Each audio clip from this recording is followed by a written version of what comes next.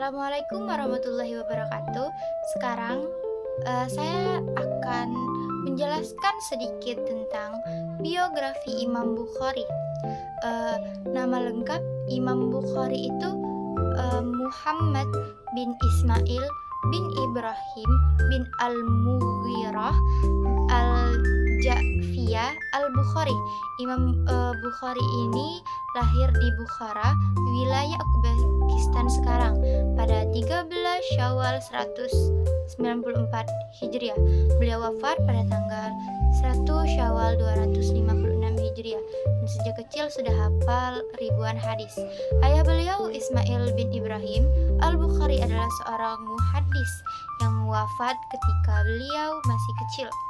Beliau mengembara ke berbagai kota besar seperti kota Baghdad, kota Basrah, kota Hijaz, dan kota Mesir untuk menimba ilmu dari lebih dari 1.000 guru. Dari 6.000 hadis yang dikumpulkan, beliau hanya memasukkan sekitar 7.275 hadis dengan pengulangan ke dalam Sahih Al-Bukhari yang dianggap kitab hadis paling sahih setelah Al-Quran. 7.563 hadis dengan pengulangan dan 2.600 hadis tanpa pengulangan. Selanjutnya tentang biografi Imam Muslim. Nama lengkap Imam Muslim adalah Muslim bin Al-Hajjaj bin Muslim bin War bin Kaushad Al-Kushairi Al-Naisaburi. Imam Muslim lahir di Naisaburi, wilayah Iran sekarang, sekitar 2204 Hijriah, sekitar 10 tahun lebih muda dari Imam Bukhari. Beliau wafat pada tanggal 25 Rajab 261 Hijriah. Beliau bahkan pernah berguru kepada Imam Bukhari. Seluruh hidupnya banyak dihabiskan di Naisaburi, berbeda dengan Imam Bukhari yang banyak berpindah kota. Dari lebih 3.000 hadis yang dikumpulkan, beliau menyaring menjadi sekitar 7.275 hadis dengan pengulangan dalam Sahih Muslim, 7.500 hadis dengan pengulangan, 3.000 sampai 400 hadis tanpa pengulangan. Tingkatan hadis. Yang pertama itu ada hadis sahih. Tingkatan yang paling tinggi, hadis yang memenuhi seluruh syarat kesahihan tanpa cacat maupun kejanggalan, wajib diamalkan dan menjadi hujah, dalil yang kuat dalam hukum Islam. Yang kedua ada hadis dhaif. Yang kedua ada hadis hasan, hadis yang memenuhi syarat sahih namun terdapat perawi yang sedikit yang lemah, kurang hafalannya, bukan karena fisik atau pembohong, tetap diterima dan boleh dijadikan hujah. Yang ketiga itu ada hadis dhaif, hadis yang tidak memenuhi syarat sahih maupun hasan karena ada cacat pada hasanat atau matannya, tidak boleh dijadikan hujah atau hukum. Namun ulama berbeda pendapat tentang penggunaannya dalam fadail amal atau keutamaan amal. Yang keempat ada hadis terendah, hadis madhu, hadis yang sengaja dibuat-buat dan dinisbatkan kepada Nabi Muhammad SAW secara dusta. Katanya ini adalah hadis paling berbahaya dan haram diriwayatkan kecuali untuk tujuan menjelaskan kepalsuannya. Baiklah, saya sekarang akan membacakan hadis arba'in yang ke-10 tentang halal berpengaruh pada doa kita.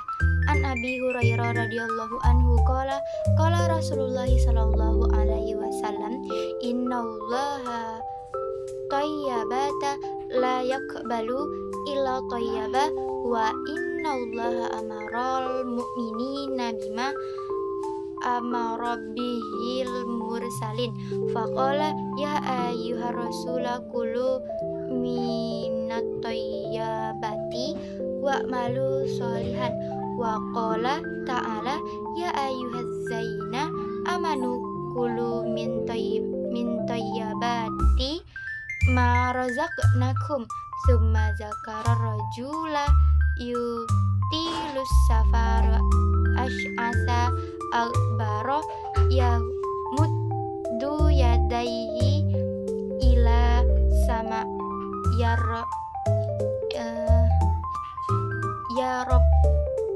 ya Rabbi wa mat'amuhu haramah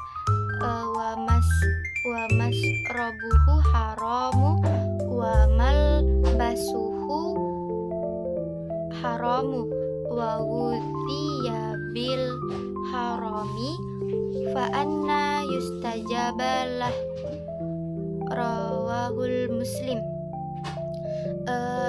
Yang artinya dari Abu Hurairah radhiyallahu anhu, ia berkata, Rasulullah Shallallahu Alaihi Wasallam bersabda, sesungguhnya Allah Ta'ala itu maha baik, tidak menerima tidak menerima kecuali yang baik, dan sesungguhnya Allah memerintahkan kepada kaum mukminin seperti apa yang dia perintahkan kepada para rasul. Allah Ta'ala berfirman, wahai para rasul, makanlah dari makanan yang baik-baik dan kerjakanlah amal soleh. Surah Al-Mu'minun ayat 51. Dan Allah Ta'ala berfirman, wahai orang-orang yang beriman, makanlah dari rezeki yang baik yang kami berikan kepadamu. Surah Al-Baqarah ayat 172.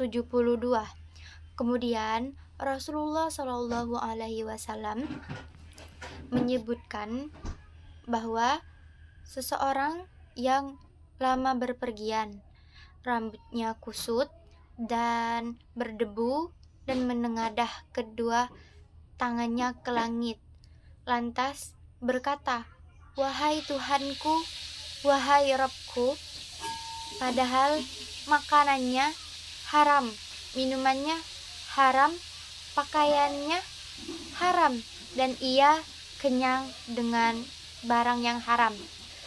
Lantas bagaimana mungkin doanya bisa terkabul? Hadis riwayat Muslim. Mungkin itu saja dari saya.